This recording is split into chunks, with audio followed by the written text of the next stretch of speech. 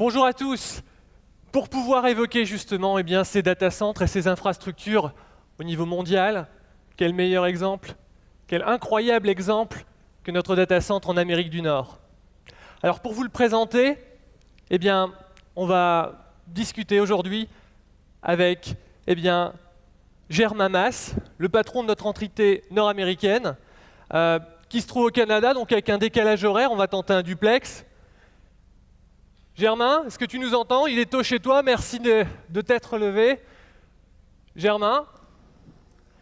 Alors Germain, est-ce que tu peux nous en dire un petit peu plus sur justement les infrastructures que nous avons pu mettre en place, la puissance de ces réseaux et en quoi ça va changer notre stratégie?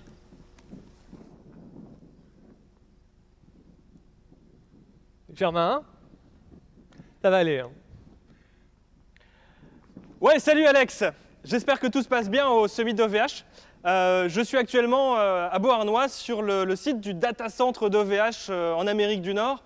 Derrière moi, ce fameux data center avec une capacité de 360 000 serveurs. C'est quelque chose d'assez incroyable. On est au début du projet. On a 2 tours de construite à l'intérieur du data center. Plus de 10 000 serveurs qui sont déjà fournis à nos clients. Mais on a la capacité de voir les choses venir vraiment en grand. On a le barrage hydroélectrique de Beauharnois qui est juste à côté de nous. Justement, je vais vous le montrer, je pense que ça fera plaisir à monsieur Clabat. On a le salon en derrière et puis le fameux barrage avec ce réseau de câbles qui alimente directement le site de manière fiable et secourue. Ce site, il est exceptionnel, mais il y a aussi un réseau en Amérique du Nord qui est incroyable, qui traverse tous les États-Unis et qui nous permet d'être très proche de nos clients. On est à 8 millisecondes de New York, par exemple. Mais ce réseau, il est également incroyable en Europe et traverse l'Atlantique, ce qui nous permet de proposer le premier cloud transatlantique. Avec un réseau comme ça, les choses changent, la donne change, et puis on peut désormais transférer les données très rapidement. Quand tu dis rapidement, pour tous ceux qui sont là aujourd'hui, c'est rapide comment, pour qu'on comprenne? Mais justement, Alex, je vais te montrer comment ça va très très vite entre Roubaix et Paris-Montréal. Regarde.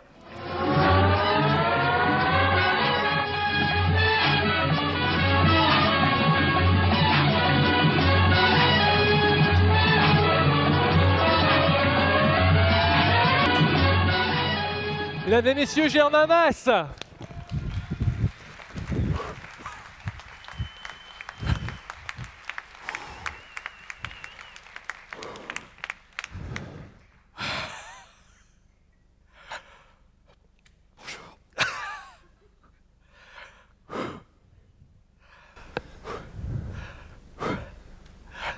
Bonjour. 40 millisecondes. Montréal, Paris, 40 millisecondes. Et ça, c'est grâce au réseau d'OVH. Alors, parlons de vitesse. Parlons de ce réseau d'OVH. Merci. Pourquoi OVH se donne tant de mal à construire son réseau à travers l'Europe, sous l'Atlantique et aux États-Unis? Je dois vous expliquer comment ça marche en général. En général, un fournisseur d'infrastructure, quand il décide de s'installer quelque part, il choisit un data center, X ou Y, il achète des serveurs, il met ça là-dedans, et puis il achète de la bande passante à des opérateurs télécoms. Ok, ça marche, à peu près. En tout cas, chez OVH, c'est pas comme ça qu'on voit les choses. Non, vous l'avez compris, chez OVH, on aime bien gérer les choses, et donc on aime bien gérer aussi le réseau. Mais pourquoi on fait ça? C'est pas juste parce qu'on aime bien. C'est parce que ça apporte un grand nombre d'avantages. Le premier, on en a parlé déjà, c'est la qualité. Quand on s'installe dans 15 filiales en Europe et en Afrique du Nord, on a des clients dans chacune de ces filiales. On a besoin d'assurer à ces clients, à vos visiteurs, la qualité d'accès. Et pour cela, on va aller s'interconnecter avec les fournisseurs d'accès dans tous ces pays, dans les principales villes européennes. De la même façon, en gérant son réseau, on réduit et on diminue le nombre d'intermédiaires. On n'est donc plus directement responsable de la qualité, de la maintenance et du fonctionnement du réseau. Quand on construit son propre réseau, on le dessine. On va choisir ses fibres optiques. Et en général, on a la possibilité de choisir plusieurs fibres optiques entre deux villes, entre deux points de présence. Dans ce cas-là, OVH va choisir le chemin le plus court. Pourquoi est-ce important de choisir le chemin le plus court? Je vais vous donner un exemple. Je viens de Montréal. Parlons de Montréal. Notre cible est effectivement le marché canadien, mais surtout le marché américain des États-Unis. Et en particulier le marché de la côte Est, et plutôt Nord-Est, autour de New York. Eh bien, avec le réseau d'OVH, Montréal est à 4 millisecondes de New York, 8 millisecondes aller-retour, le fameux ping. Cette latence de 8 millisecondes nous permet de donner à nos clients la possibilité de mettre en place des synchronisations de données dans notre data center de Beauharnois, permet à nos clients de déployer des infrastructures externalisées dans notre data center. C'est ça l'intérêt d'avoir les chemins les plus courts. Aussi, quand on dessine son réseau, on va s'assurer qu'il n'y a pas de zone commune entre plusieurs fibres optiques, parce que les points de présence sont toujours connectés avec au moins 2 fibres optiques. Pas de zone commune, voire même pas de croisement du tout entre des fibres. C'est pour s'assurer de la disponibilité du réseau. Dernier point important, quand on a son propre réseau, et c'est très important, c'est qu'on est libre d'y mettre ses propres équipements de chaque côté des fibres optiques pour allumer ces fibres optiques.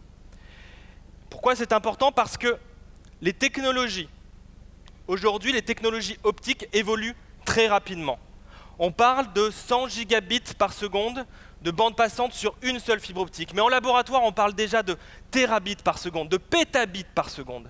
Et donc, avoir son propre réseau, avoir acheté ces fibres qui ont un coût très important pour OVH, c'est la liberté de mettre ces équipements, de mettre les équipements qu'on a choisis et de pouvoir profiter des toutes dernières innovations. L'intérêt pour OVH et surtout pour vous, nos clients, c'est d'avoir des capacités de bande passante qui vont grandir au fur et à mesure des innovations. Alors c'est sûr que construire son propre réseau en Europe, aux États-Unis, c'était pas le plus facile. Je vais vous raconter une anecdote à ce sujet.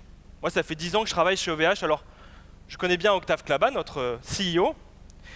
Et comme il vous l'a dit, il est parti aux États-Unis pour construire le plus grand data center du monde. Et construire aussi un magnifique réseau. Vous savez, le réseau, c'est vraiment son dada, Octave, le réseau. Bref, là-bas, il a commencé à discuter avec les opérateurs télécoms pour acheter des fibres optiques comme on l'avait fait en Europe. Ouais. Sauf que les opérateurs télécoms là-bas, les fibres optiques, c'est la base de leur business. Et là-dessus, sur ces fibres, ils vont y mettre des services à valeur ajoutée, le plus possible de valeur ajoutée pour gagner le plus d'argent.